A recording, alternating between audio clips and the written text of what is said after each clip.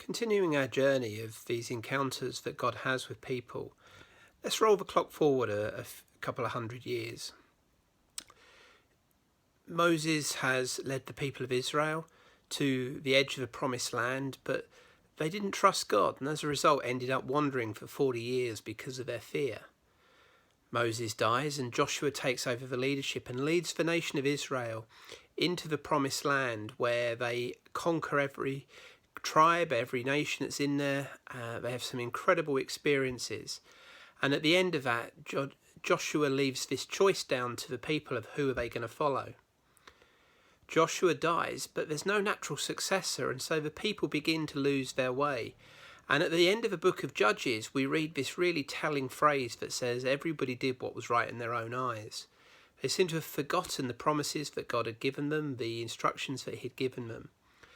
And as a result, they find themselves being challenged and fought on every side.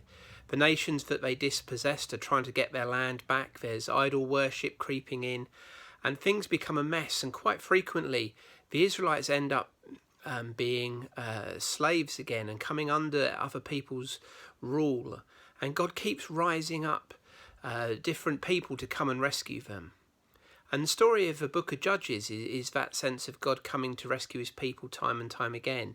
And that's where the hero of today's story, Godeon, comes in Judges chapter 6. When we first meet Godeon, this mighty warrior is hiding in a wine press. He's threshing grain to make bread, which is a bit ironic because you need a wind to do that. And he's hiding in a hole in the ground in a wine press where there's no crossbreeds. And he's hiding there because he's afraid of the Midianites. His dad is a leader of idol worship. And into this, God steps in and he meets Godeon and calls Godeon to a mission, calls him to rescue his people. Godeon, understandably, is a little bit afraid, and he asks God for a sign. And sure enough, God gives him a sign by touching the dinner that Godeon brings him and setting it on fire. And as a result, Godeon recognizes that this is God who's calling him to a mission, and God has a plan and a purpose for him. And he calls this encounter, he calls the place, the recognition of the name of God, that this is Jehovah Shalom, the God of peace.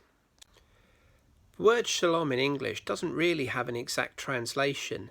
It sort of means wholeness, tranquility, completeness, but it speaks deeper than just peace. It speaks of complete sort of restoration of relationship, and implies that there's a transaction that settles, a bit like in contractual terms.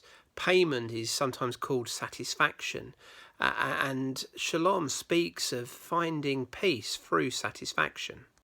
To fully understand this idea of shalom, we have to go deeper than just peace. And what we see in the Old Testament is that there was 5 major offerings, one of which was called the peace offering. This was a voluntary offering that often came after the burnt offering. The burnt offering was about atonement, which basically means that it's a settlement of the debt. And once the debt was settled between God and man for the sin that was separating us, then it was possible to have the peace offering, which was really something, a meal that was shared with others as a way of embedding that relationship and celebrating that once we're right with God, we can have a relationship with him. Do you remember some of the things that were said about Jesus? Every Christmas we pick up verses from Isaiah and we sing carols about the Prince of Peace. We also read in John's Gospel, chapter 14, but as Jesus is going towards the cross, he says to his disciples, "My peace I leave with you." He promises to give his followers that peace. And then in the fruit of the Spirit, in Galatians 5, we see that peace is one of the fruit of the Spirit. Peace is at the heart of God. And there's an old saying that goes, "No Jesus, no peace. No Jesus, no peace." Do you look for peace? Do you find yourself in a place where you just cry out wishing you could know that peace, that sense of things being right and calm and restored?